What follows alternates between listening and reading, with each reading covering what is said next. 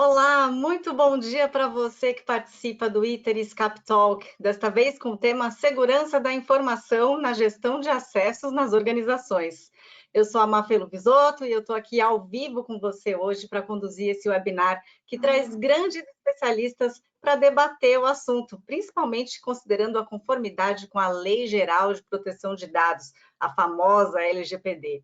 Bom, você vai conhecer o Cap Platform, que é um produto robusto e viável, além das vantagens do Cap Access Management, tendo como base institucional a ITERIS, claro. E a gente vai ter o depoimento de quem já usa o produto. Antes de começar, eu tenho um recado para você. Está vendo que tem um QR Code aqui na sua tela? Ele te leva para uma pesquisa de maturidade. E aí, todo mundo que responder automaticamente concorre a um Galaxy Watch 3. Ó, vai lá, é rapidinho. Desde já eu desejo boa sorte para você. E aí, no final do evento, a gente faz um sorteio. Então, ó, já faça figuinhas. Bom, o nosso programa de hoje começa com a palavra do João Gabriel, que é Director de Business Growth na ITERIS. Na sequência, a gente vai ter a apresentação do Caio Rodrigues, que é Senior Partner Development Manager na Microsoft. Também o Adriano Mendes, que é advogado especialista em proteção de dados pessoais e sócio da CISI Mendes Advogados.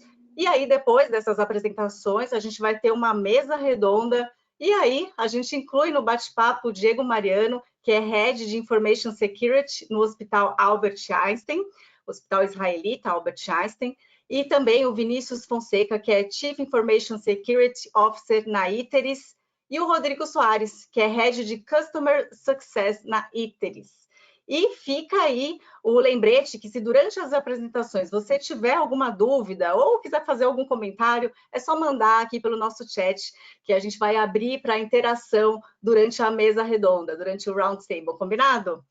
Bom, e caso não dê tempo de respondermos todas as perguntas ao vivo, pode ficar tranquilo, porque depois o pessoal da ITERIS, a equipe, vai gravar um vídeo com todos os esclarecimentos. Bom, então, para começar, eu tenho o prazer de chamar aqui para a tela o João Gabriel, o nosso anfitrião da casa. Bom dia, João Gabriel, seja bem-vindo. Queria que você começasse falando da expectativa para o evento de hoje. Bom dia, Mafê, tudo ótimo, graças a Deus. Bom, a expectativa está muito alta, né? Mais um webinar aí que a gente promove aí, tanto pela ITERIS quanto pelo CAP Platform. Então é um prazerzão aí estar recebendo aí todos os convidados e aí um agradecimento aí especial para todos os speakers aí que apoiaram aí essa nossa iniciativa. Só para fazer, meu papo aqui é bem rápido, né? Queria fazer só uma abertura sobre o objetivo, né? Do que a gente está aqui. Eu acho que o grande objetivo da ITERIS, do CAP Platform, é a gente compartilhar esse conteúdo, né, sobre LGPD, sobre gestão de identidades e acessos, que é algo super importante, né, no mercado atual e super relevante, que todo mundo, todas as empresas, né, departamentos de TI, eles precisam estar bem inseridos, né? E qual que é a contribuição, né, que a ITERIS tem e o CAP Platform tem dentro desse ecossistema, né? A ITERIS, como uma empresa de 13 anos e já próximo de 1.000 funcionários, sempre, né, entregou muito serviço, apoiou, né, a transformação digital dos clientes ao longo desses anos e cresceu muito exatamente com esse compromisso do atendimento. E essa questão do CAP Platform, ele veio justamente para contribuir em como a gente poderia agregar valor maior para os nossos clientes, né, de forma mais rápida e de forma efetiva. Então, o CAP Platform, como uma plataforma no-code, low-code, ela contribui muito para a gente acelerar o atingimento de resultados de negócio dos nossos clientes. E o CAP Access Management, que eu acho que é o tema muito relacionado aí, que é o produto que está relacionado com o tema que a gente vai falar hoje, que é a gestão de identidades e acessos, ele foi construído, né, e está no mercado já apoiando diversos clientes nesse desafio muito importante, que é como que eu gerencio as identidades e os acessos dentro das empresas.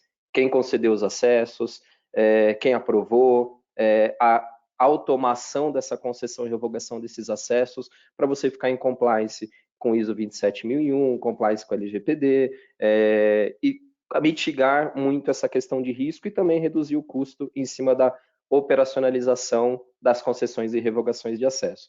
Mas eu, particularmente, não vou entrar muito nesse assunto, eu queria deixar até para os nossos especialistas aí falarem bastante sobre LGPD, sobre segurança de informação, sobre como que funciona a parte de gestão de identidades e acessos nesse ecossistema aí de segurança de informação. tá? Então, meu papel aqui é mais dar boas-vindas para todo mundo, bom evento para todos.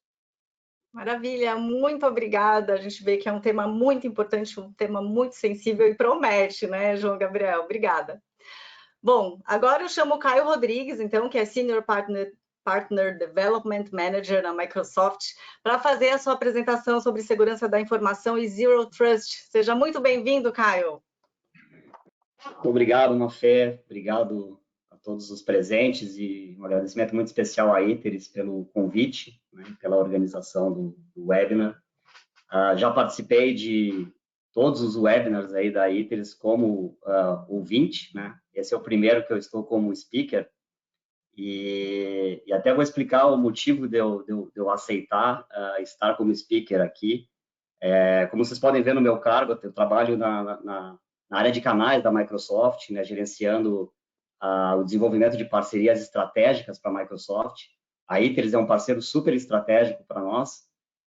E quando a gente fala das principais áreas de solução que a Microsoft tem priorizado, cibersegurança talvez seja a primeira área mais estratégica, né, seguido da parte de dados e inteligência artificial, que, por sinal, a Iteris também é um super parceiro, né?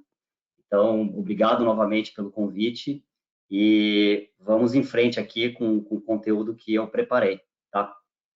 Boa apresentação. Muito obrigado. Vamos lá. Então, por que que eu, como um gerente de parceiros e não especificamente como um especialista em cibersegurança, né, eu aceitei o convite para estar aqui? Porque na visão da Microsoft, e eu concordo com ela, segurança é uma prioridade de todos. Então, independente se você é um especialista em segurança, um CISO, eu acho que todo mundo tem que estar muito bem informado e todo mundo tem que contribuir, né, com essa jornada de segurança, tanto no âmbito pessoal quanto no âmbito corporativo, né? Então, por que segurança é uma prioridade de todos? Porque a identidade virou um novo perímetro, né? Aquele desenho mais antigo de que você tinha o perímetro de segurança por subrede, né? Isso mudou consideravelmente e hoje a identidade é o perímetro, né? A gente tem que se preocupar muito em proteger a identidade e a identidade é uma coisa pessoal, né? Embora eu possa ter uma identidade corporativa, um e-mail corporativo, no fim do dia, sou eu, Caio, né, como profissional, que detenho aquela identidade, então eu tenho que ser corresponsável pela proteção dela. Tá? E o que fez a identidade se transformar, de repente, no principal foco de proteção? Né? Todo o movimento de transformação digital, né, esse movimento das pessoas poderem trabalhar em qualquer dispositivo, em qualquer lugar, a qualquer hora, né, de terem diversas aplicações nos seus devices. E se a gente olhar para os últimos 3 anos, né, toda essa situação que a gente vem passando desde 2020, houve uma aceleração muito grande na transformação digital. Né? A Microsoft costuma dizer que a gente, em 3 meses, se pegar lá de março de 2020 até maio de 2020, a gente viu um avanço nesses 3 meses que a gente estava projetando acontecer em 3 anos. Né? E aqui a gente traz um gráfico para ilustrar isso. Né? A gente mostra a evolução da quantidade de usuários conectados no Microsoft Teams, que é a nossa plataforma aí de colaboração, de produtividade e de reuniões online, né, desde o momento que a gente entrou no cenário de pandemia. Né? Então, a gente já vinha num crescimento muito interessante de adoção da plataforma, mas quando chegou em março de 2020, né, em um mês, a gente mais que dobrou essa base. E pessoas se conectando de qualquer lugar, pessoas tendo que sair do perímetro do escritório físico, né, para se conectar de casa ou de cybercafés, usando qualquer tipo de conexão à internet. E com isso, a questão da identidade e do acesso, né, se tornou ainda mais prioritário. Já era, né, e se tornou ainda mais por causa dessa aceleração. Aqui a gente traz alguns números de pesquisas, né, que a Microsoft coleta, né, acerca de quantidade de aplicativos que que um colaborador ele acessa diariamente aplicativos de negócio, né, 5.2 aplicativos de negócio que a gente acessa diariamente nos nossos devices, né? 60% das organizações hoje têm uma estratégia de bring your device, que é permitir com que o colaborador utilize o seu próprio device no ambiente corporativo, e a gente tem que proteger aquele device junto com a identidade, né? E hoje a gente tem aí uma projeção de 7 bilhões de dispositivos conectados à internet, né? Então, realmente são dados muito expressivos e faz com que a gente se preocupe cada vez mais com a proteção do perímetro acerca da identidade. Na Microsoft, a gente fala muito sobre a gente tem um termo que a gente fala muito, que é a estratégia Zero Trust, né? A Microsoft, ela lidera a conversa de cibersegurança, né, usando esse conceito de Zero Trust. Não é um conceito nosso, mas tem toda uma instituição acerca do Zero Trust, e a gente adota essa política, essa estratégia também. Zero Trust, como o próprio nome diz, é confiança zero, ou seja, é uma metodologia onde o principal objetivo é não confiar em ninguém e verificar tudo, né? Então, uma boa estratégia de cibersegurança, na nossa visão, ela passa pelo conceito de Zero Trust, ou seja, implementar tecnologias, né, que permitam a gente verificar tudo, verificar identidades, dispositivos, aplicativos, dados, infraestrutura, rede, e não confiar em ninguém, né? Por que não confiar em ninguém? Porque uma credencial válida roubada, ela vai permitir um acesso válido na rede, né? E a gente tem que ter meios de detectar se realmente aquele Caio Rodrigues que está logado na rede é o Caio Rodrigues mesmo, pessoa física, colaborador da Microsoft, ou um hacker ou alguém de má fé que roubou a credencial usando, né, um dos artifícios aí que a gente vai falar mais para frente, e ele está perambulando pela rede, se fazendo passar por um colaborador válido, né? Então, mesmo quando mesmo que seja eu próprio me logando na rede, essa validação ela precisa ser feita, né? Então, por isso que os princípios de Zero Trust são esses três aqui, né? Verificação explícita, então verificar e verificar novamente. A gente fala muito de autenticação de duplo fator ou multifator, né, com uma forma de fazer essa verificação explícita. Acesso com privilégio mínimo, ou seja, porque mesmo eu sendo um super usuário, né, é importante entender e disponibilizar o acesso máximo, né, que eu posso ter, né? Por que ter acesso a coisas que não são necessárias? Então, tentar manter só o estritamente necessário, né?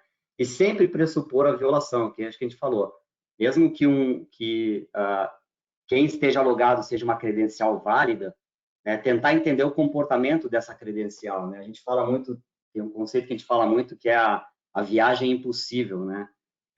Nesse momento, eu moro em Porto Alegre, eu estou conectado de Porto Alegre, daqui a 1 hora, um login com a minha identidade é feito no Canadá, por exemplo. Isso é uma viagem impossível, né? Como é que eu estou 1 hora me conectando de Porto Alegre e 1 hora depois me conectando do Canadá?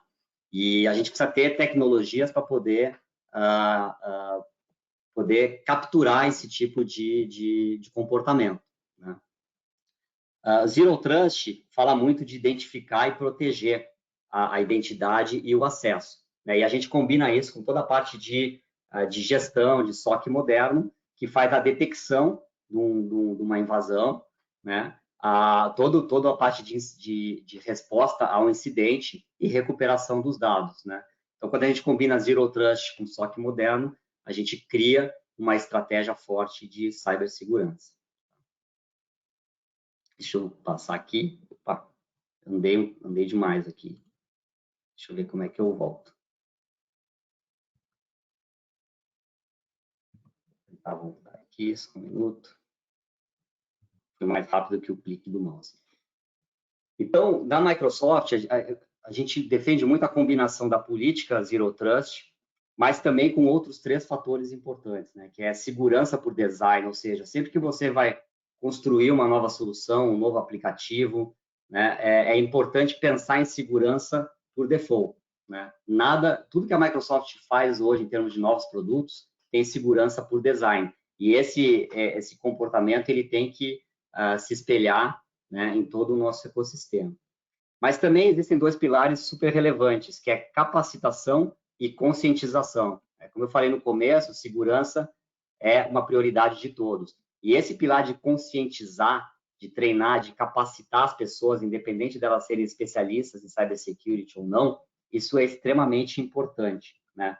Por isso, a Microsoft, esse ano,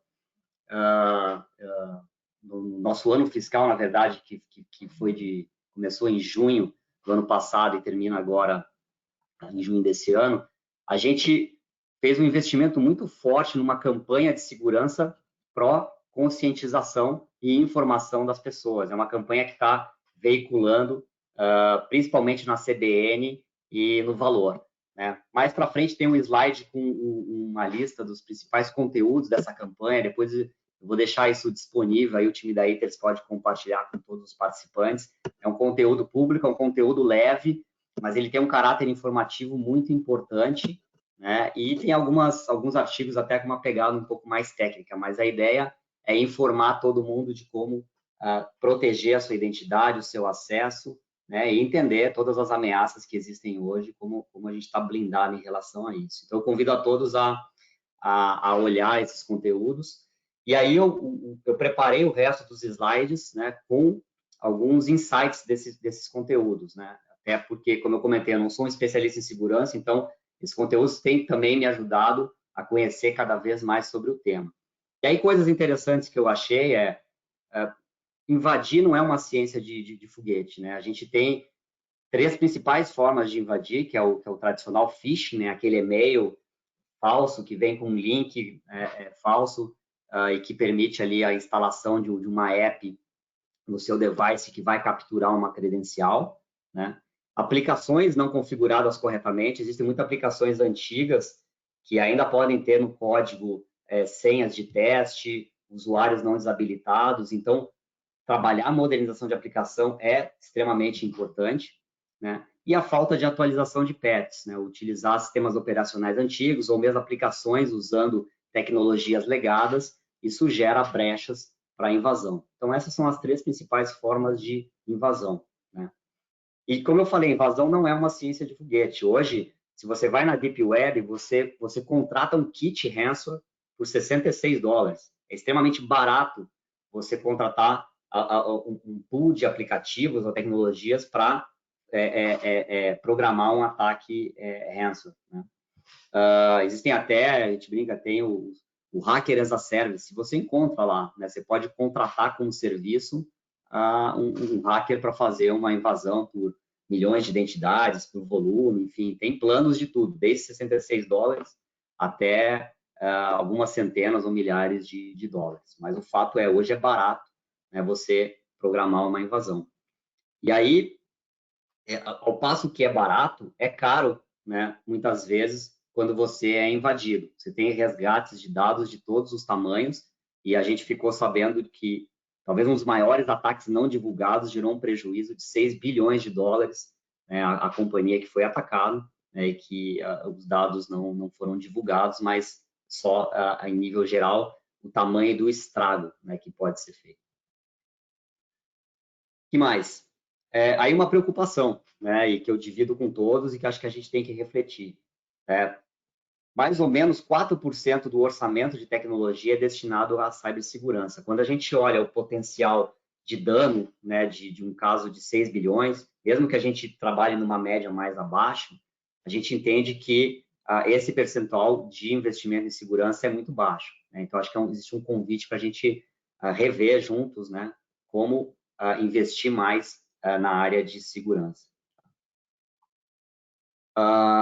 Outra coisa que eu achei interessante no que eu li, né? No passado, cybersecurity, ou a prática de ataque, era muito na linha de pichação de sites, né? Você deixar sua marca ali, você pichar um site, você colocar um logotipo de um concorrente no site, ou seja, tinha um quê de brincadeira. Hoje não tem nada de brincadeira. Hoje a gente está falando de guerra cibernética, né? Então, os ataques, eles realmente estão sendo monetizados e eles podem, sim, comprometer a segurança nacional. Principalmente quando a gente pensa em...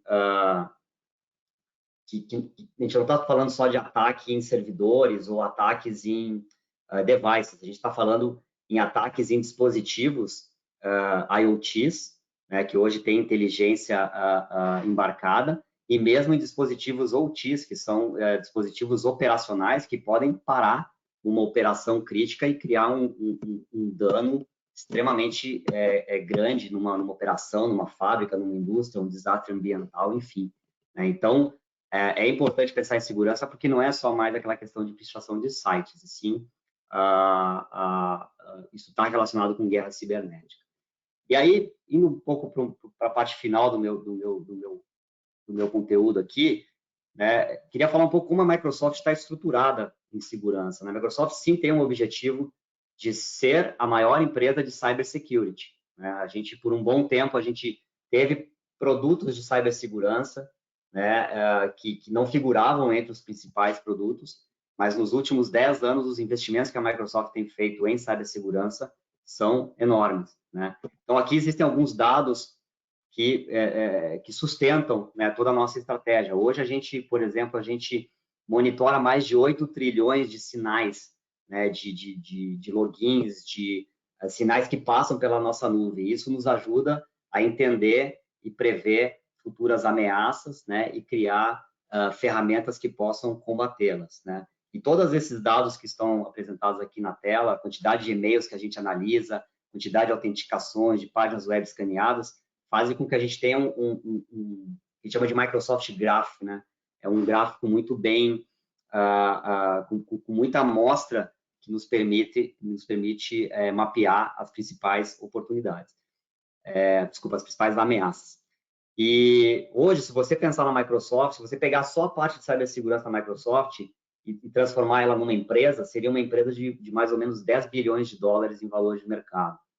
E já foi anunciado pelo Satya Nadella, né, o nosso CEO, que a gente vai quadruplicar os investimentos em cibersegurança nos próximos 3 anos. Então, o que era um patamar de 1 bilhão em segurança de investimento, está passando para 4 bilhões em P&D. Né? A gente também é a segunda empresa mais atacada do mundo. Isso faz com que a gente tenha que investir muito nas próprias defesas e que a gente possa levar essa tecnologia também para os nossos clientes. Tá? Aqui um pouco do como a Microsoft está estruturada em termos de equipes de defesa. Né? Então, a gente tem um Cyber Defense Operations Center, a gente tem uma unidade de combate a crimes digitais, a gente tem uma unidade de inteligência de ameaças, e todas elas trabalham em conjunto, né, para criar o que a gente chama do nosso Cyber Fusion Center. Tá bom?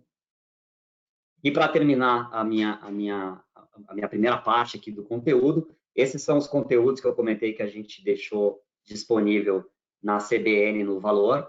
Né? Depois o time da Iteris aqui compartilha com todos, estão todos os links aqui para vocês terem acesso a esse conteúdo, e mais conteúdos devem vir. Eu não lembro de cabeça por quanto tempo a gente está rodando a campanha, mas a gente está produzindo mais conteúdos para compartilhar. Então, eu convido a todos a acessarem esses conteúdos. Inclusive, eu destaquei um de LGPD aqui, que acho que é um dos temas que a gente vai tratar na sequência desse evento. Tá bom, pessoal? Mafê, acho que não sei como é que eu estou de tempo aí, mas eu sempre estouro o tempo, né? Isso é um problema que eu tenho. Mas acho que para esse primeiro bloco era um pouco do conteúdo que eu preparei, eu queria dividir com o time. E se eu tiver que colocar uma palavra só para resumir a minha mensagem aqui, é conscientização de todos acerca da importância da segurança da informação, de todos mesmo. Né? Muito bom. A produção me avisou aqui que tinha estourado um pouquinho o tempo, mas a sua apresentação estava tão interessante que eu não ia te cortar, viu, Caio? Eu tenho certeza que todos esses conteúdos aí vão gerar um caldo na hora da nossa mesa redonda, viu? Obrigada. O Gabriel me puxa a orelha offline aí, mas tudo tranquilo. Muito bom. Bom, então agora a gente chama o Adriano Mendes, advogado especialista em proteção de dados pessoais e sócio da Assis e Mendes Advogados, né? O Caio já deu aí a introdução falando sobre LGPD, então ele vai contar tudo o que você precisa saber sobre LGPD, gestão de acessos e identidade, e trazendo exemplos práticos. Adriano, já está com a gente, tudo bem? Bom dia. Bom dia, Mafê, tudo bem? Tudo ótimo. Gente, também obrigado Iteris, obrigado Mafê pelo convite, é um prazer estar aqui com vocês, foi muito legal ouvir e aprender com o Caio, excelente exposição, passou por pontos muito interessantes. Eu sinceramente estou me acostumando ainda com duas definições novas para mim, né? Primeiro que agora nós somos o perímetro, e isso é uma coisa nova para mim, e é bem normal depois da pandemia, porque a gente teve a desmobilização, o home office, né? Então não dá mais para ter um firewall na empresa, porque você precisa ter um personal firewall em cada device BioD também que está na casa das pessoas. E a outra coisa que eu sempre ouvi e nunca gostei foi o Zero Trust, porque eu gosto muito daquela frase atribuída ao Winston Churchill, que é Trust but Verify.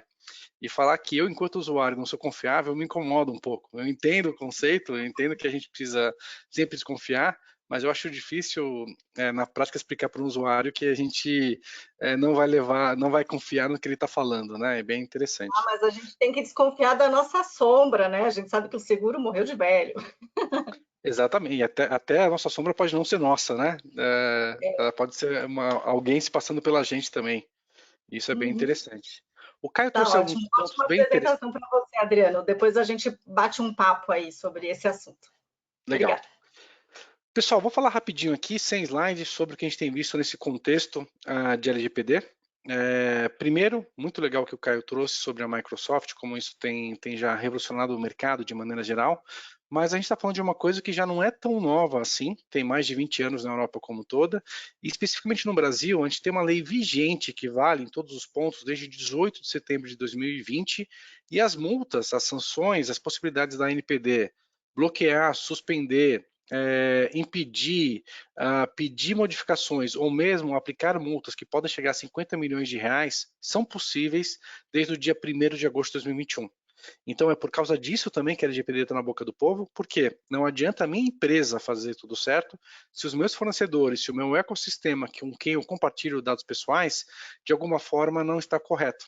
Então, mais do que garantir que o meu data center e as minhas operações estão de acordo com a lei, é garantir que todos os meus clientes e fornecedores com quem eu trafego, transmito e interajo na questão de dados pessoais estão no ecossistema compliant com a legislação como toda para que não haja um ilícito em uma das pontas dessa cadeia que possa gerar de fato problemas e gargalos que me afetem financeiramente em termos reputacionais também. Apesar disso, apesar do que a gente tem visto aqui de evoluções, em 2021 o Brasil ficou no topo da lista de vazamentos de informações no mundo. Foi um dos países que mais teve ataque hackers, né? E especificamente na área da saúde, que é um dos temas que a gente vai falar, a gente teve aqui vários e vários ataques de ransomware, alguns até comprometeram UTIs e prontuários médicos e tal, e nos Estados Unidos isso foi muito, muito sério. Teve lá um ransomware que pegou 400 instalações médicas da Universal Health Services, né, que foi um caso bem emblemático também. No Brasil, a gente teve uma série de problemas também, não só com a área de saúde, mas um que ficou famoso foi o do Conect SUS, onde vazaram 580 megas, né, com informações, com dados do Ministério e informações de muita gente também, o que é bem complicado, né? E aí, esses ataques eles geralmente começam pelo perímetro individual, eles começam pelo end user, né? Por essa questão de que tipo é uma senha comprometida, é um phishing, é algo que a gente tem que de alguma forma tentar proteger e mitigar sempre que possível. Por quê? Porque não adianta a gente pensar que o CPD está completo, está garantido, se a informação pessoal para a LGPD está disponível na ponta também. Então, para Lei Geral de Proteção de Dados Pessoais, eu tenho que proteger todo o contexto da organização, e não só o servidor, o banco de dados em si. E como que eu tenho que fazer isso? Conscientização, né? Não tem outra maneira a não ser conscientização, a não ser treinamento e também ferramentas de tecnologia certas. Então eu tenho que ter as boas práticas de segurança da informação. A gente tem que evitar ter, eu ouvi essa frase, eu adorei, a gente tem que deixar de ter o password e passar a ter um phrase word, né, um phrase pass como frase passe para autenticar, ou mesmo outras questões como duplo grau de autenticação, 2FA, biometria e o que for necessário para garantir que os dados estão de fato protegidos em si. E a governança de dados ela é muito importante. O Caio falou do segurança por design, e é realmente isso, pessoal. O artigo 46 da LGPD, ele traz um conceito que a gente gosta de traduzir como Security Privacy by Design and Default. né? Então eu tenho que pensar agora na segurança e na privacidade, não só como um add-on ou como uma coisa que eu coloque depois que o meu MVP deu certo. Eu não posso primeiro desenvolver um aplicativo e depois que esse aplicativo está no ar, está funcionando, e que eu validei a minha oferta, eu vou pensar, poxa, agora eu preciso pensar em proteção de dados pessoais. Não, eu preciso pensar nisso em segurança, em privacidade, desde o momento da concepção, desde o momento zero, né? E isso é muito, muito, muito importante. Também é muito importante que todas as empresas do nível de clientes que a gente atende aqui no Assis Mendes, saibam que não adianta a gente falar que fez uma lição de casa e essa lição de casa ser pro forma.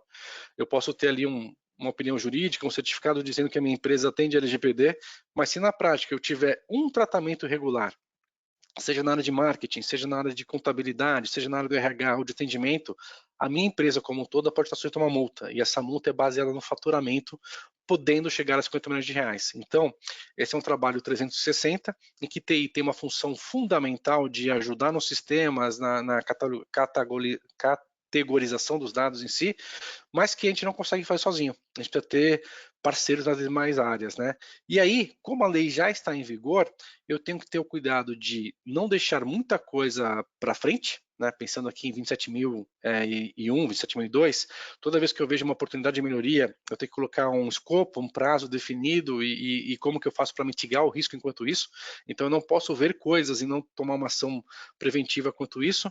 E também tenho que correr atrás não só da minha organização, como também do meu ecossistema. Será que meu contador, será que aquela empresa de call center, será que aquele meu prestador está certo? Será que está tudo correto em relação ao meu ecossistema? Ou será que os meus dados, que são super bem protegidos aqui, podem estar de alguma forma comprometidos na ponta ou através de um terceiro? E a gente faz isso seguindo os pilares que a gente aprendeu na Europa com a GDPR, que é avaliação e conscientização, gap analysis, mapeamento, implementação, desenvolvimento e o PDCA, que é uma coisa contínua, né? LGPD, assim como tecnologia, não tem uma bala de prata que resolva tudo hoje, porque é uma coisa dinâmica e imutável. O que hoje é bom, amanhã pode ser visto como insuficiente para o meu tipo de negócio, para o tipo de dados pessoais que eu trafego aqui. Muito importante também saber o que fazer quando existe um incidente de segurança de informação que envolve dados pessoais. Então, toda vez que eu tiver uma suspeita ou uma certeza que teve um incidente, um vazamento, uma questão que compromete dados de pessoas físicas que estão no Brasil, eu tenho que envolver o time de LGPD para saber se aquilo de fato é crítico, se houve um vazamento externo ou interno, e, principalmente, se eu devo comunicar a NPD e os titulares. Eu não consigo fazer isso de trás para frente. Eu já preciso ter as ferramentas, eu já preciso ter os programas, eu já preciso ter tudo implementado para daí conseguir puxar os relatórios e afunilar para que eu possa ir até a NPD e me colocar também como um parceiro que sabe da minha responsabilidade e não como um culpado que permitiu que algo desastroso acontecesse.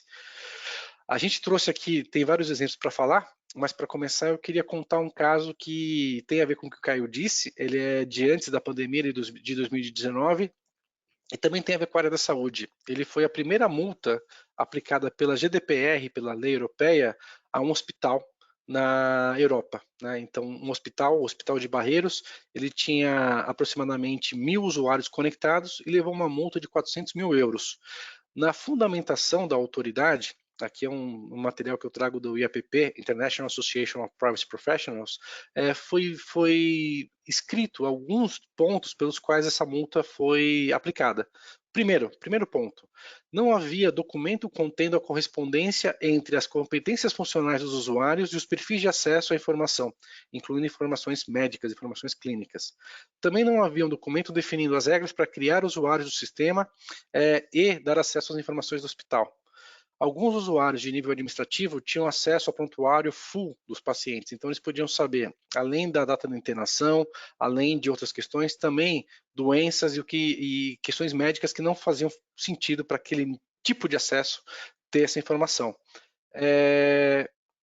Existiam credenciais de acesso que permitiam que qualquer médico, independente da sua especialidade, acessar a qualquer momento informações e dados de clientes, mesmo que eles não estivessem no hospital.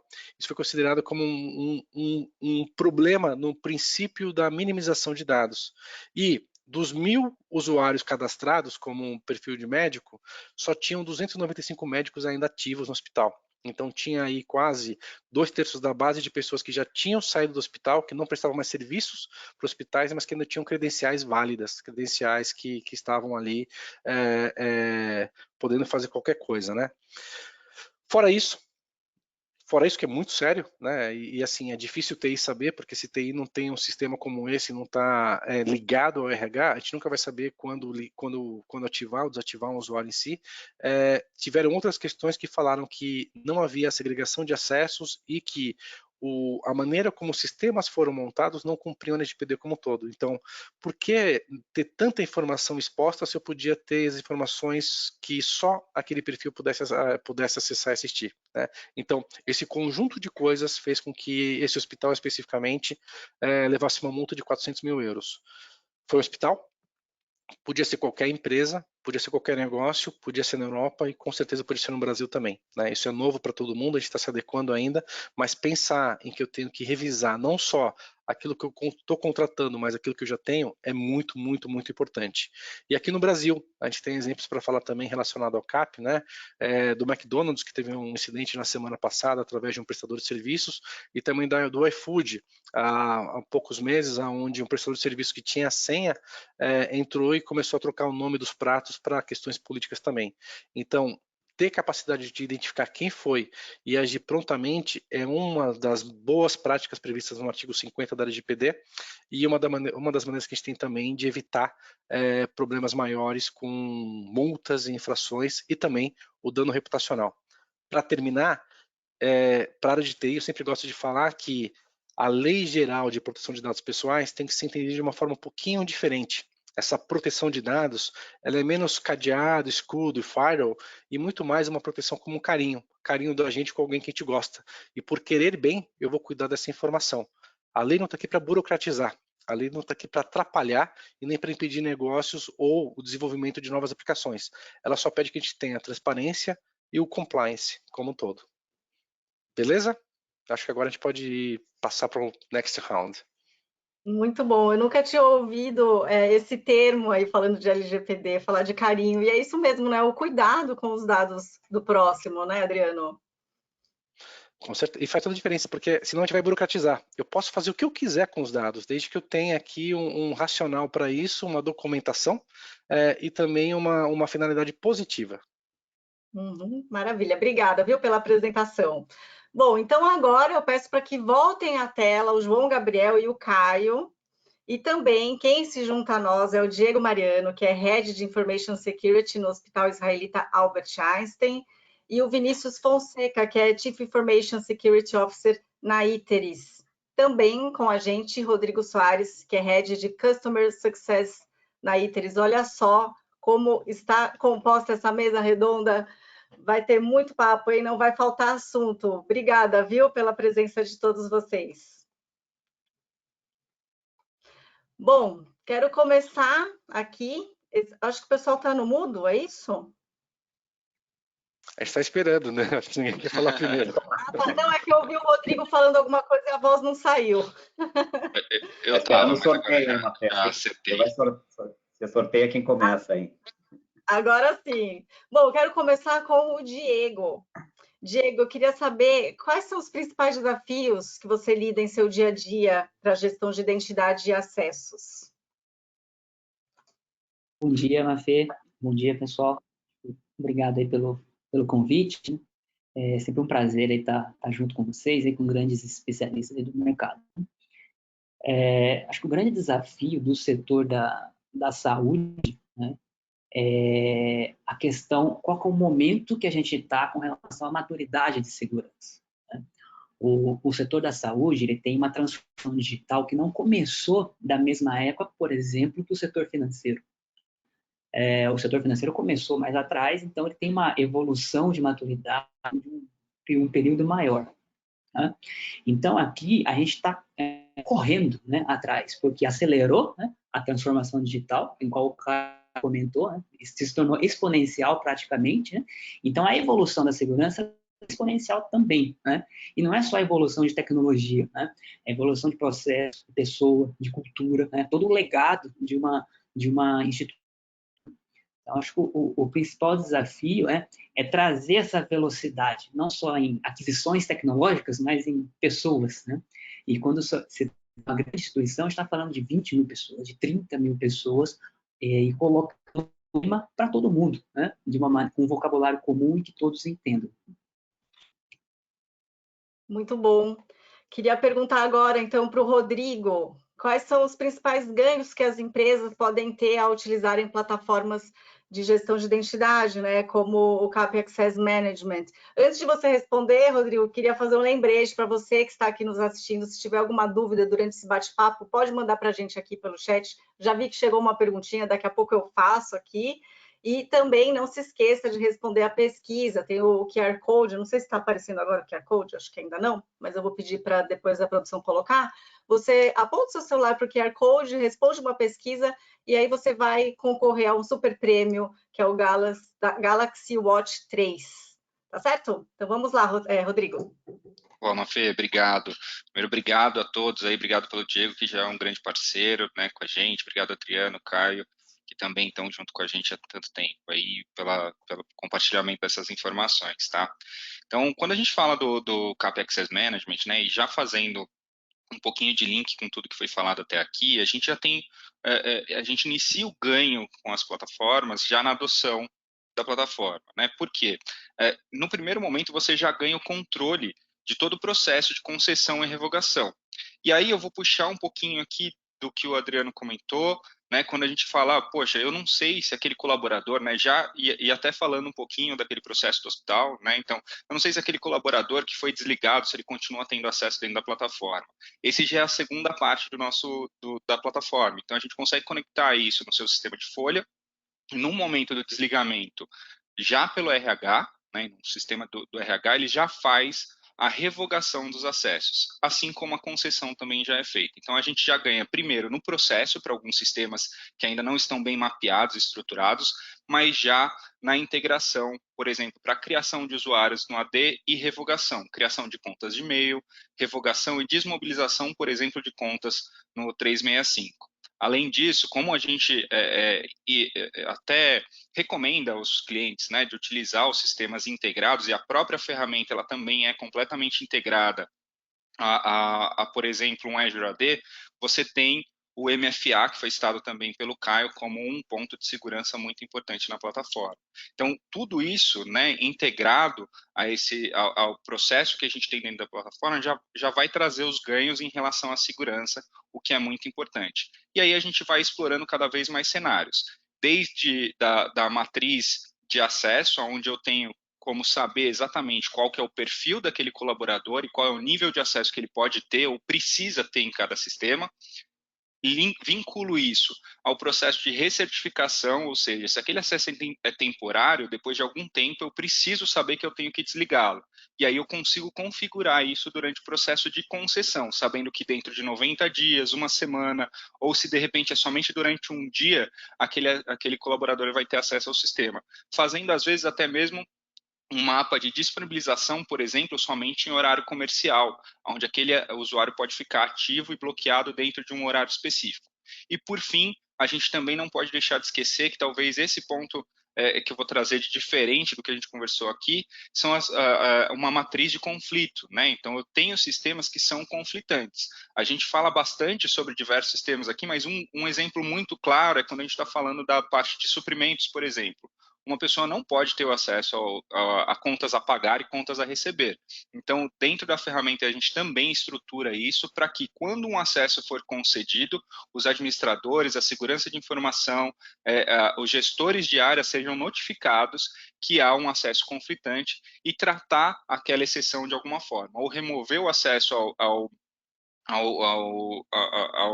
o acesso anterior, ou fazer uma concessão por exceção, tendo a notificação de todos os responsáveis por segurança da informação, gestão da empresa e todo o restante. Então, acho que isso é muito bacana quando a gente está falando de ganhos dentro da plataforma, além da flexibilidade da adoção, né? Então, a gente fala de adoção, é muito ágil. Então, a gente começa a conversar em processos de semanas, né? A gente fala aqui de concessão e vínculo direto com AD, por exemplo, criação de contas no AD, criação de contas no Office 365, a gente está falando disso 3 a 4 semanas, já colocando esse processo automatizado para operar. Quando a gente está falando desses sistemas novos, a gente pode falar em 1 semana dentro de um processo não automatizado e mais 2 semanas para a gente conseguir deixar isso integrado, né? Então, o ganho é muito rápido junto com a plataforma e muito importante, sempre focando diretamente na questão da segurança, que aí a gente vai proteger a empresa em relação à segurança, mas também em investimento, em valores, né? Quando a gente vai colocar isso no papel mesmo. Legal, Mafê? Ótimo, muito bom. Eu queria puxar um gancho agora de algo que o Adriano falou, que, enfim, eu fiquei bastante impressionada. Ele falou que o Brasil foi o país mais invadido no mundo, né? Poxa vida, nesses últimos tempos. E aí eu queria trazer essa questão para o Vinícius. Você acha que, como o Brasil tem, enfim, esses ataques mais constantes, a gente também tem que se preparar melhor para atender aí as empresas? Ah, com certeza, né? É fundamental a gente poder contar com ferramentas aí que ajudem nesse tipo de controle e de manipulação de acessos. Eu achei engraçado o Adriano mencionar que ele tem esse certo desconforto com a palavra Zero Trust, porque não é um sentimento só dele, tá? Eu sigo, por exemplo, o tópico de InfoSec no Twitter, e lá tem muita gente reclamando desse assunto, né? Desse termo Zero Trust. Tem até uma enquete lá. Qual é o termo que você não aguenta mais ouvir falar em segurança da informação? E Zero Trust, eu acho que ele contava por 80% dos votos. E por quê? Né? A gente fala de Zero Trust, as pessoas começam a se sentir um pouco desconfortáveis, porque é isso, é esse conceito que você tem que ter ali o controle mais granular, né? Você tem que ter não o controle na pasta, de repente, mas o controle no arquivo. E não é essa a realidade da maioria das empresas. Né? Da minha época de consultoria, eu me lembro que o funcionamento padrão da empresa era o seguinte: ela tem uma pasta lá, um drive compartilhado com a empresa inteira, e aí cada área tem a sua pastinha lá dentro, e aí quando a coisa está muito organizada, ela tem um grupo do AD associado àquela pasta, e aí os administradores de rede fazem ali a concessão e a revogação de acesso através desses próprios grupos. Então, se você tenta implementar esse mecanismo, esse conceito de Zero Trust na sua empresa, sem poder contar com ferramentas que te auxiliem nisso, e isso é uma coisa viva, né? Toda essa parte de LGPD, como o Adriano mencionou, é uma coisa que é contínuo o trabalho. Você não adequa a sua empresa para LGPD e pronto. Eu estou bem para 2022, minha empresa está pronta para todas as mudanças que vierem. Até porque, eu não sei se a gente vai chegar nesse assunto, mas tem muita coisa que precisa ser regulamentada ainda na LGPD. Então, é a mesma coisa para compliance, né? E eu diria que essas ferramentas são fundamentais não só para gerenciamento de acesso, mas eu vim da área técnica, inclusive, eu vim da engenharia de produtos da Iteris, então eu ajudava a fazer o CAP, e agora eu vim para a área de segurança da informação, então eu sou um usuário do próprio sistema que eu desenvolvi, né? Então agora eu tenho essa dupla visão de como que o sistema funciona. Como você avalia o seu trabalho? Foi bom? Olha, tem umas coisas para melhorarem, viu? A grande parte do nosso backlog são inputs que nós mesmos damos para a nossa área de engenharia. Mas é impressionante como ajuda, é algo assim, né? Falando da parte de compliance, é incrível a quantidade de checkbox que a gente checa só por ter os nossos processos mapeados ali numa ferramenta como o CAP Workflow ou o CAP-TM. Coisas como o processo de compra, né? Você tem aprovação ali de acordo com a sua política de... como é que se chama? Aquele nível de aprovação?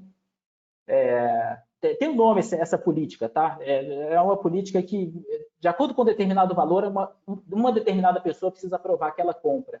Ou no caso de desligamento que o Rodrigo mencionou, a área de infraestrutura recolhe o laptop do colaborador desligado, ela tem uma tarefa para fazer isso, ela tem essa checklist, e a gente tem tudo isso na nossa plataforma de controle.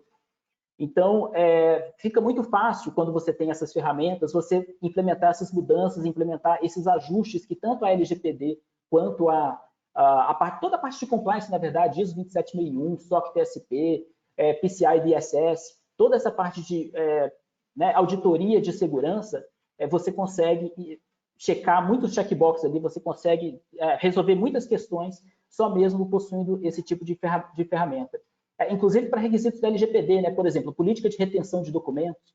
você tem ali também, você desligou o colaborador, legal, o que você faz com os dados daquele colaborador? Você não pode manter eles indefinidamente na sua base de dados. Então, você tem ali o serviço que de X em X tempos, de tantos em tantos anos, de 5 em 5 anos, eu acho que é no nosso caso da Iteris, a gente faz esse expurgo de dados de ex-colaboradores. Então, realmente, contar com essas ferramentas é fundamental para atender não só requisitos do LGPD e não só coisas de segurança da informação, mas eu diria de segurança corporativa como um todo, compliance como um todo. Tá? Perfeito, Vinícius. Ó, eu vou agora pegar uma perguntinha aqui que mandaram. Almar Santana, ele pergunta para o Adriano, tem aumentado muito os processos por vazamento de dados depois da obrigatoriedade de adequação da LGPD? Como é que está o cenário hoje, Adriano? Eu queria que você trouxesse aí essa fotografia do Brasil, porque a gente sabe que a pandemia trouxe muita gente para os seus devices, né? Então, com certeza, aumentou aí aquela porta que fica mais aberta ali para as invasões, e aí, por consequência, também aumentou aí o número de vazamentos? Boa pergunta, né? Excelente pergunta. Na minha opinião, eu sou um advogado desconfiado, tá? Eu não acho que aumentou o número de vazamentos. Eu acho que agora, por causa da LGPD, as empresas estão levando isso mais a público. Talvez houvesse grande número de vazamentos antes do incidente que as pessoas resolviam ali da porta para dentro. Mas, de fato, a gente tem visto cada vez mais notícias e informações sobre incidentes de segurança da informação como um todo, tanto via reportes da NPD, como também através de notícias da mídia, quando isso se descobre, porque virou tão importante quanto o dólar, a gasolina, né? É saber qual que é o vazamento de dados do dia ou da semana. No judiciário, a gente já tem mais de 1.000 ações que discutem LGPD. Então, já chegou também no judiciário essa questão, com ótimas decisões. A maioria das decisões são muito bem ponderadas, dizendo, olha, eu não vou condenar a empresa por causa de um vazamento se o titular de dados não conseguir comprovar que houve um dano. Por outro lado, sempre que existe um dano para o titular, ou quando a empresa não consegue demonstrar que ela seguiu a cartilha, a justiça tem bloqueado essas operações que envolvem dados pessoais ou tem sancionado e aplicado multas também grandes.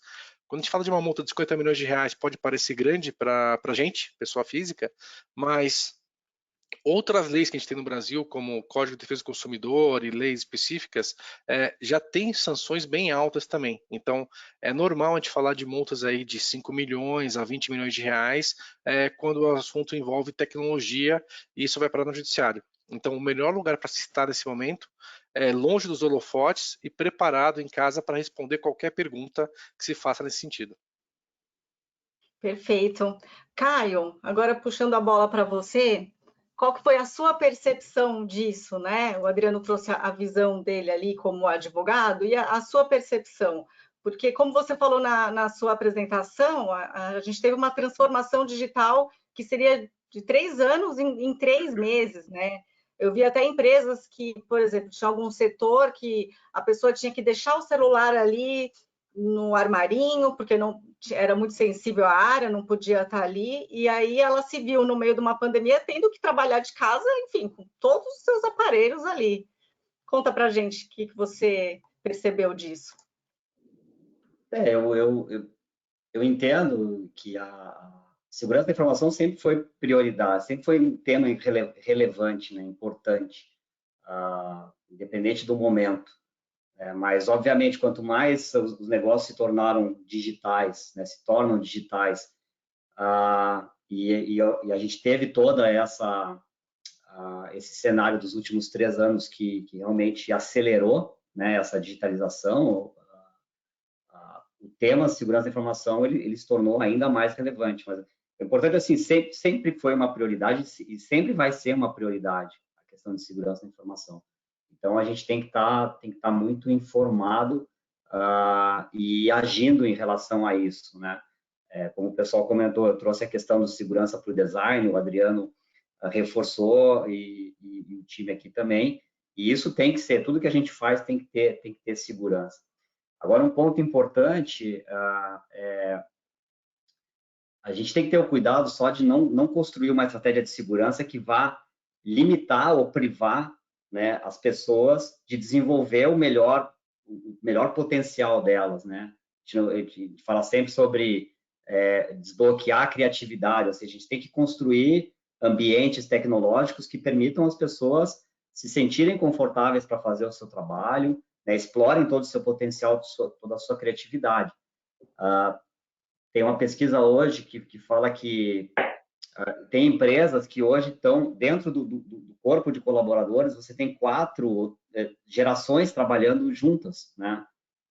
Desde dos colaboradores lá, menores aprendizes ali com 16, 17 anos, né, até colaboradores, né, que já estão há muito tempo de casa, né? Então, e a gente tem que acomodar a nossa estratégia para atender todas esses perfis e construir um ambiente que seja favorável para a gente adquirir novos talentos, né? Se a gente cria políticas que são muito engessadas também, as pessoas vão entrar naquele ambiente de trabalho e vão dizer, puxa, aqui eu tenho muitas limitações, não é um ambiente de trabalho que eu me sinto empoderado para fazer o meu melhor, e eu vou mover para outros ambientes. Então, existe essa preocupação também, né, de você construir uma estratégia que possa atender todo mundo, né, com segurança, permitir que todo mundo faça o seu melhor, mas num ambiente seguro, né, de qualquer lugar, de qualquer dispositivo, mas de forma segura. Então, são desafios ali. A questão do Zero Trust, mais um aprendizado para mim, não sabia desse ódio todo com o termo, né, a gente fala bastante do Zero Trust, não no sentido de desconfiar das pessoas, mas da sombra, como você mesmo falou, né, Mafê? Acho que o Adriano trouxe um ponto, mais uma estatística que eu vou colocar aqui nas minhas anotações, né, que é um caso onde 2/3, isso foi o Adriano que trouxe, que 2/3 dos colaboradores, os médicos lá, já não estavam mais na empresa e aquelas credenciais continuavam ativas, né?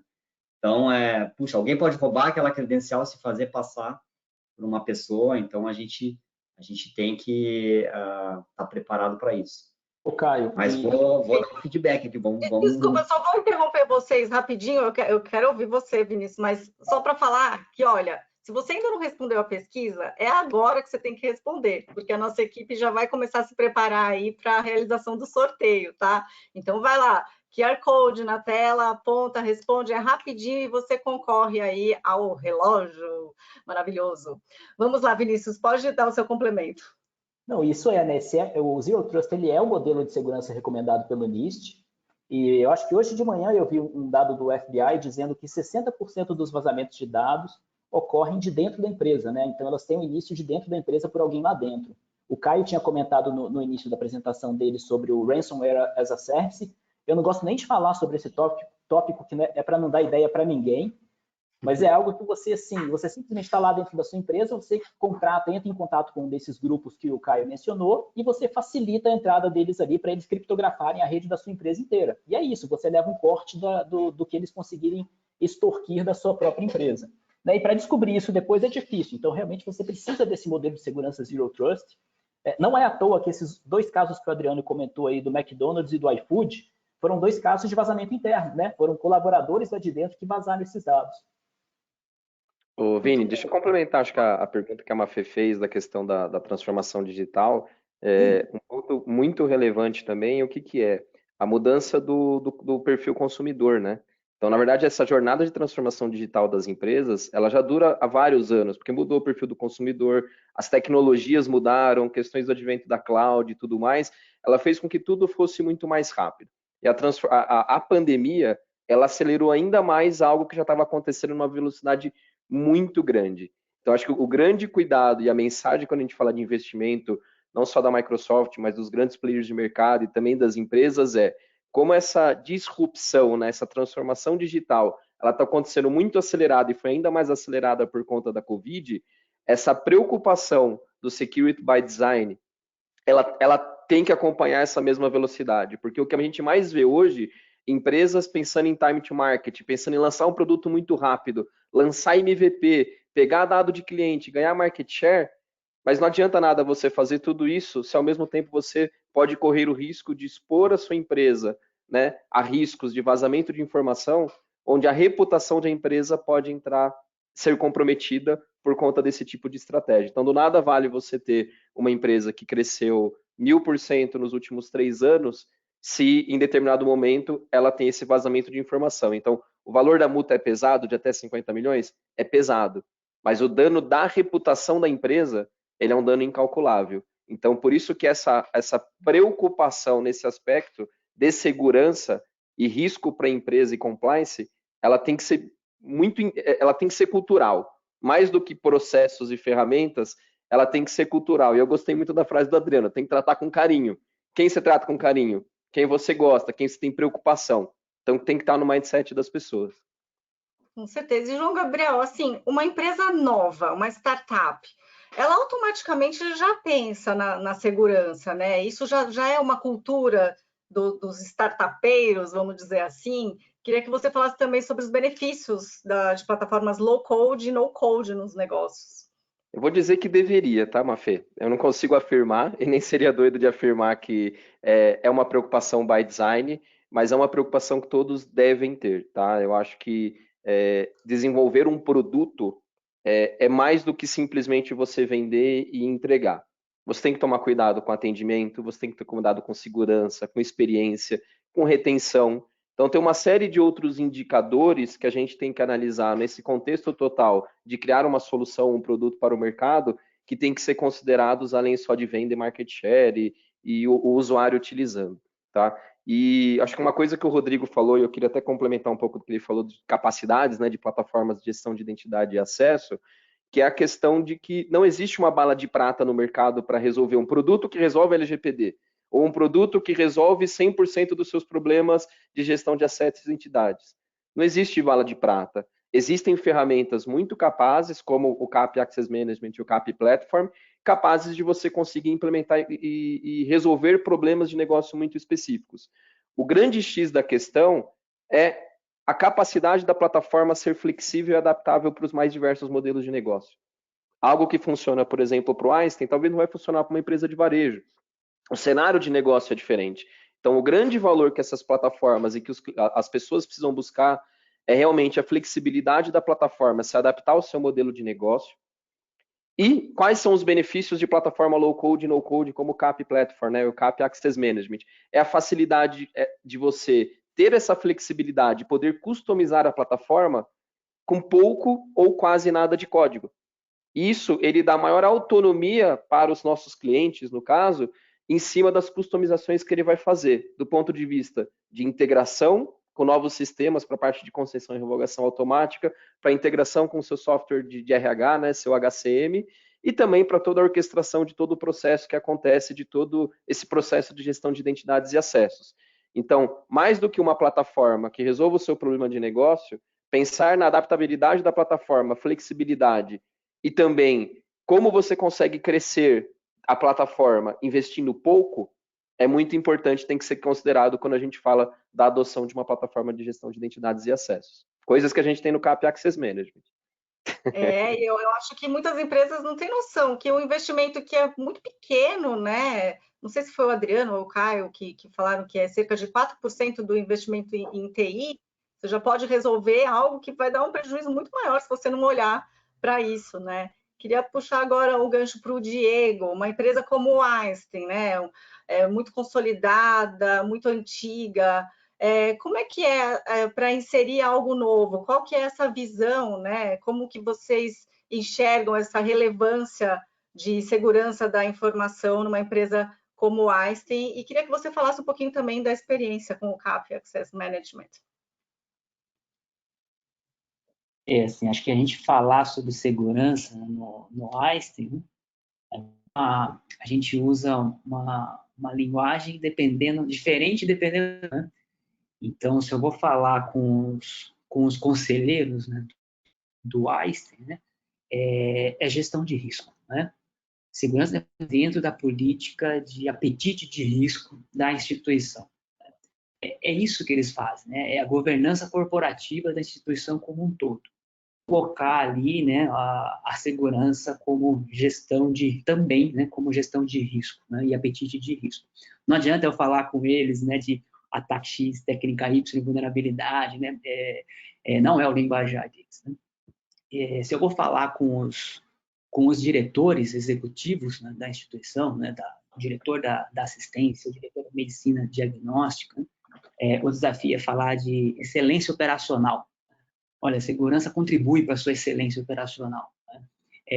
A gente vai se proteger de qualquer impacto na operação, né?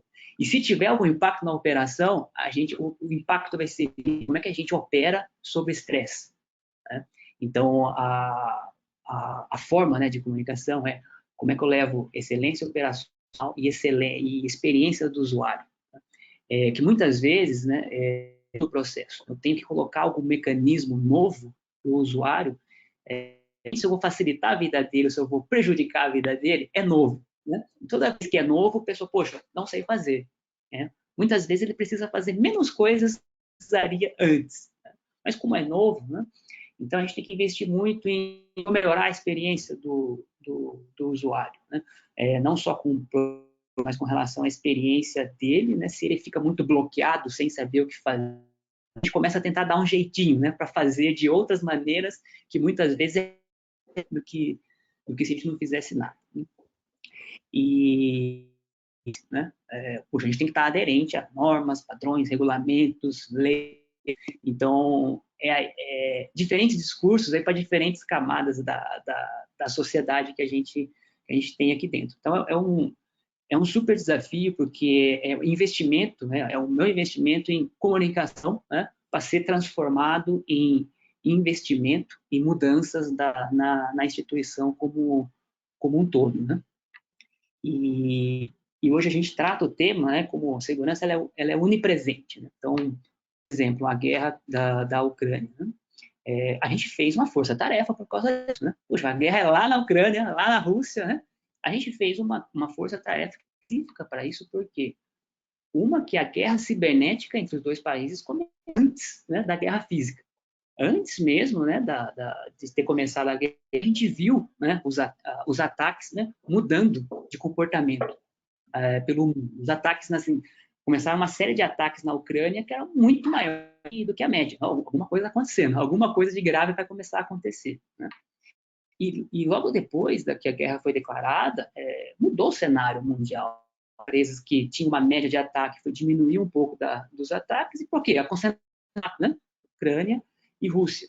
A gente viu uma série de grupos de hack divulgando apoios, diferentes apoios, né? E aí o apoio que o grupo hacker tinha, né, ele considerava o Oeste, né, o Oeste como um todo, como inimigo, né?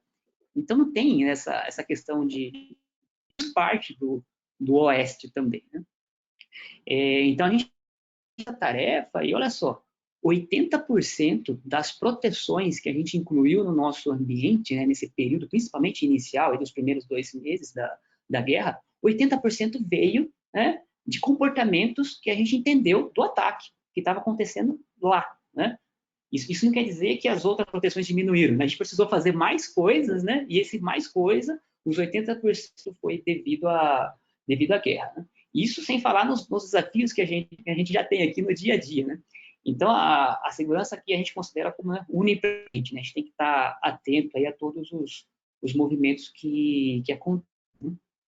E quando a gente usa, né, uma ferramenta como o CAP, né, isso traz um conforto aqui, porque a gente sabe, olha, eu tenho uma base aqui, né, de gestão de usuários, né, que a gente consegue fazer rápido, né? Vocês comentaram muito da flexibilidade, né, eu concordo, né? Acho que o principal ponto aí do CAP, primeiro que ele é brasileiro, né? Entende aí dos desafios Brasil, né? De como é que a gente trabalha. Isso é fundamental, né? Quando a gente conversa com grandes fornecedores, né, que a origem não é Brasil, muitas vezes a gente tem dificuldade de colocar o nosso uso, porque é isso, né? São realidades diferentes, né? Então, o fato de ser essa rápida flexibilidade, né, é fundamental. Né? E dentro do setor da saúde, né, a gente tem muita coisa para evoluir, né? Por exemplo, nível de médico, tá? A prontuário eletrônico. Tá? Qual é? É uma decisão difícil de se fazer. Por exemplo, o médico só acessa prontuário que ele é paciente, que ele é o médico, né? Que tem a relação paciente-médico. Mas qual é a regra que define que aquele paciente é daquele médico numa instituição do tamanho do Einstein? né? Uma coisa é o médico autônomo no consultório dele, né? Outra coisa é o médico lá numa instituição como a nossa, onde você pode ter o médico que é funcionário, né? O médico que de corpo clínico fechado, corpo clínico aberto, o médico que também é funcionário. Então, são uma série de uso que fatalmente a gente vai precisar entender, criar uma regra, né? E voltar à ferramenta. Poxa, a gente vai precisar fazer aqui, né? Uma nova integração, uma nova regra. Então, é algo contínuo, né? A gente está o tempo todo criando novas, né? E adaptando aí a integração da ferramenta, né? Sim, nossa, realmente muitos desafios, né, Diego? Olha só, 11 e 12, todo final de evento, eu falo, nossa, como passou rápido, mas eu acho que esse aqui, ó, ganhou de todos. Impressionante, eu acho que também por ter mais gente, enfim. Infelizmente, a gente está chegando ao fim, então eu queria uma palavrinha de cada um como consideração final, mas algo bem rápido, tá, gente? Porque afinal, 11 e 13 agora. E aí, na sequência aí das considerações, a gente faz o sorteio. Vamos lá, eu queria começar com o Caio. E Caio, e na sua consideração, falar também sobre a importância de ter uma parceira como a Iteris. Legal, Mafé. Super obrigado, adorei o bate-papo, aprendi muito com todos aqui. Eu queria destacar um ponto que o Diego trouxe quando ele foi perguntado por você sobre os desafios, que ele falou que o primeiro desafio é entender o cenário, né? Entender o nosso momento, né? E um dos slides que eu trouxe no final, que a gente passou super rápido, são os 7 passos para manter a empresa segura. O primeiro deles é entender o cenário.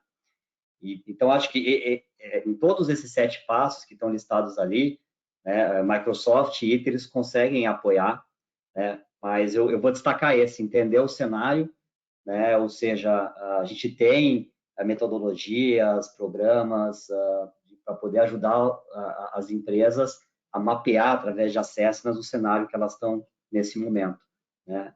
Então, a gente consegue ajudar em toda a jornada. E a Iteris como eu falei, é um super parceiro nosso, tanto nessa área de cyber como na área de dados.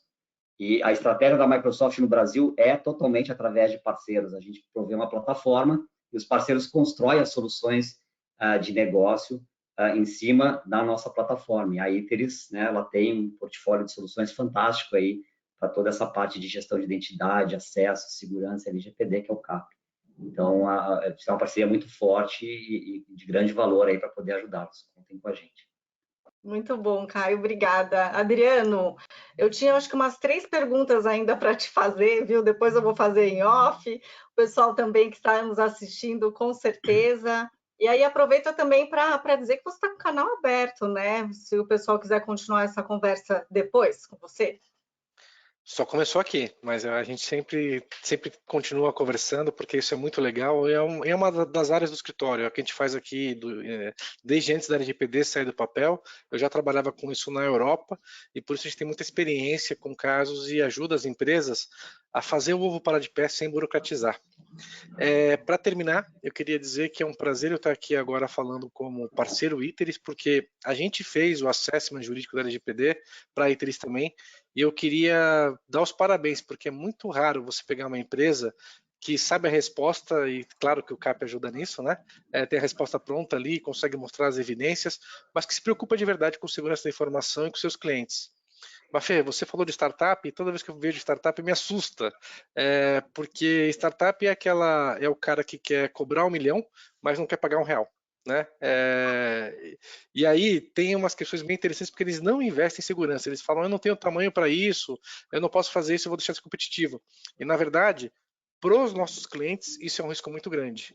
Parte dos vazamentos que a gente tem aqui, inclusive um que eu não vou falar aqui, mas de novo é um que eu já citei hoje, aconteceu de uma parceria entre o RH e uma startup que queria fazer uma inteligência, um data analytics, para saber sobre absenteísmo e saída de pessoas, porque elas estavam saindo da empresa. Isso foi parar no bucket S3 da Amazon, não estava seguro, e aí quando foi revelado, aquela startup já não tinha mais tração, já não conseguia fazer, e vários dados pessoais sensíveis acabaram vazando também. Então, pegando aí o gancho do Diego, algumas áreas começaram depois dos bancos, e eu vejo isso como uma vantagem competitiva. Por quê? O que eles gastaram, o que eles aprenderam, o que eles investiram, agora é padrão de mercado. A gente pode chegar e falar assim, eu quero ter a mesma segurança e o mesmo nível de acesso que um banco, que uma fintech, que uma empresa de outro setor. Então, não é uma dificuldade, é na verdade um benefício. Diferente do Brasil, que teve a opção de escolher o modelo americano ou o modelo europeu para TV digital, escolher o modelo japonês híbrido, né, uma coisa só nossa, a gente pode fazer aqui algo diferente e ter as melhores práticas do mundo. Né? E a minha última frase, falando de guerra também, é que todo mundo fala que dado pessoal é igual ao novo petróleo. Eu tenho uma outra frase, que dado pessoal é igual ao urânio. Ele tanto serve para criar energia limpa e renovável quanto a bomba atômica. Então, cuidado como que a gente armazena e manipula esses dados para não se contaminar nem deixar explodir. Ótima reflexão, obrigada, Adriano. Bom, eu vi que quando você estava falando das startups, que era uma coisa que realmente eu não imaginava, eu imaginava que isso já fazia parte da cultura de quem está criando algo novo. Eu vi que o Rodrigo estava rindo aí, hein, Rodrigo? Qual a sua palavra final? De fato, assim, é super difícil, porque para você conseguir construir uma estrutura com base em segurança, e aí o Vini pode falar disso muito melhor do que eu, né? Então, você precisa ter uma estrutura sólida, né? Então, acho que quando a gente fala dos produtos do Cap Platform, principalmente, todos os produtos que estão abaixo dessa plataforma, eles são estruturados com base na experiência que a gente tem como consultoria, como Iteris, que é uma empresa sólida, né, que a gente já está no mercado já há 13 anos, né, então já passamos de 1.000 colaboradores, inclusive, nas últimas semanas aí. Então, isso é muito importante. Eu vou puxar aqui um pontinho só que o Diego comentou, né, em relação à flexibilidade, a facilidade da gente falar o nosso idioma, né? Não só a questão de falar o português, mas de entender o que acontece no nosso cenário nacional. Acho que isso é muito importante. Acho que explica também um dos números que a gente tem em relação a atendimento e suporte. Hoje a gente tem, a gente atua com 80%, na verdade, das respostas dos nossos chamados são avaliados como bons ou excelentes. Então, acho que isso explica também um pouquinho. Quando você vai para o mercado, você não tem a facilidade de comunicação. Então, eu acho que isso é um pouquinho do que a gente pode entregar, e a gente, como na minha área mais em específico, né, como Head de Customer Success, esse é o ponto mais importante, é o que a gente está mostrando aqui. Todas as nossas relações são de parceria, seja com o Diego, com o Caio, o Adriano, então a gente sempre tem, baseado nessa troca, em como que a gente pode ajudar e receber informação para melhorar também dentro de casa, e acho que é isso que eu queria deixar aqui para vocês. Acho que a gente quer trazer novos parceiros, quer continuar e trazer longevidade para as parcerias que a gente tem, que estão representadas aqui hoje. Muito obrigado a todos. Excelente. Agora, quem complementa é o Vinícius. Opa, deixa eu tirar do mudo. Eu acho que se eu tivesse uma mensagem para passar para vocês hoje, para todo mundo aqui, e deixa eu até chegar mais perto da câmera para falar, porque isso é importante. Não iniciem um programa de compliance sem uma ferramenta como o Cap Platform, tá? É impressionante o que essa ferramenta ajuda, eu falo por experiência própria. É claro que eu vou jogar confete aqui e falar que a nossa ferramenta é melhor, né? E afinal de contas eu trabalhei nela, eu ajudei a fazer e eu sou usuário dela.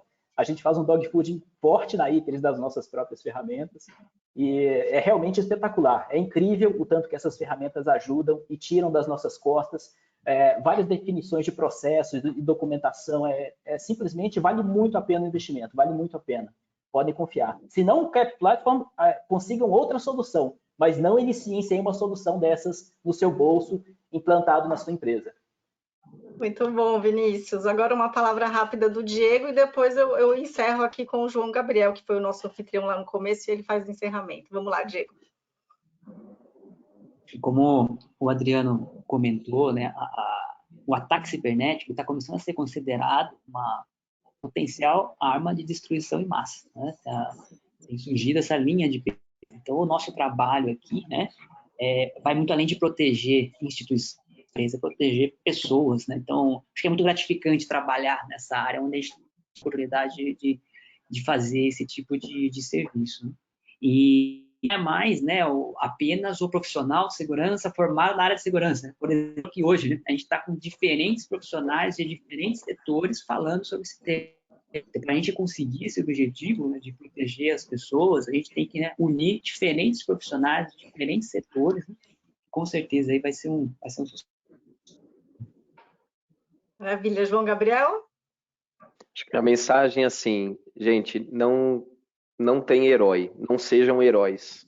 O tema segurança de informação, mesmo a Iteris, que é um especialista no assunto, a gente conte com parceiros para apoiar nos seus desafios. Como a gente conta com a CISI Mendes, como a gente tem uma parceria muito forte com a Microsoft e diversas outras plataformas. Isso é fundamental. Não queira achar que você dentro de casa, mesmo com a especialização que for, vai fazer milagre, porque não vai. A experiência de ter parceiros próximos que vão apoiar essa jornada, esse dia a dia, na questão de segurança e transformação digital, é importante. Então, ter o parceiro certo, e eu estou falando, é parceiro, não fornecedor. Parceiro é porque joga junto, entende os desafios, estão comprometidos, tem os problemas ali de dia a dia, mas que no final estão todos com uma direção só. Escolham um parceiro correto, tenham parceiros bons do lado de vocês para todo esse desafio do que a gente conversou hoje. Essa é a palavra final. Muito bonita a palavra final do João Gabriel. Obrigada, viu? Bom, e agora eu chamo, então, a nossa produção para colocar aqui no ar, fazer o nosso sorteio ao vivo. A gente vai saber quem vai ganhar o Galaxy Watch 3. Vamos lá, tá tudo certo? Aí, ó, já tá na tela. Vamos lá, você que nos assiste, faz assim com a mão. Sou eu. Tchau. Aê, Marcelo Coelho, da Autoglass, parabéns, Marcelo, levou para casa aí, então, o Galaxy Watch 3, parabéns, ó, que gostoso de terminar esse evento, hein? Bom, assim a gente termina, né, esse bate-papo que foi delicioso. Eu queria agradecer, então, a todos os especialistas que tiveram aqui presentes, pelas apresentações aqui, e também pelo bate-papo aqui no nosso Roundtable. Com certeza trouxeram muitos esclarecimentos aqui para quem está nos assistindo. E, claro, obrigada a você que nos assiste, obrigada pela audiência, pela participação aí, a quem mandou perguntas. Já relembro, se você mandou pergunta que a gente não conseguiu responder ao vivo, você viu que passou voando, fique tranquilo, porque a equipe aqui, né, da Iteris vai responder para você, eles vão gravar um vídeo com todas as respostas, e aí é claro que o bate-papo também continua. Você pode entrar em contato individualmente aqui com os nossos participantes. Espero que vocês tenham gostado. A gente se vê no próximo evento. Fiquem atentos às comunicações. Até mais.